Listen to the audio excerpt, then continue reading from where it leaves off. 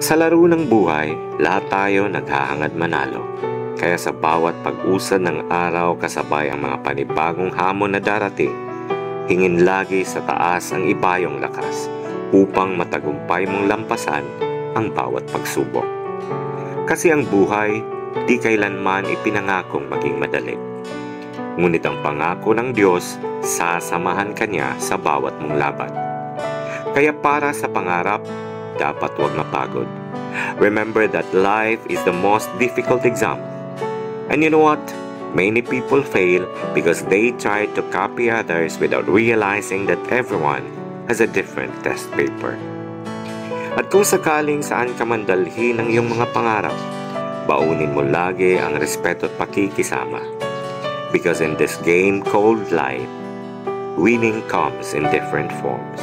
So play it well without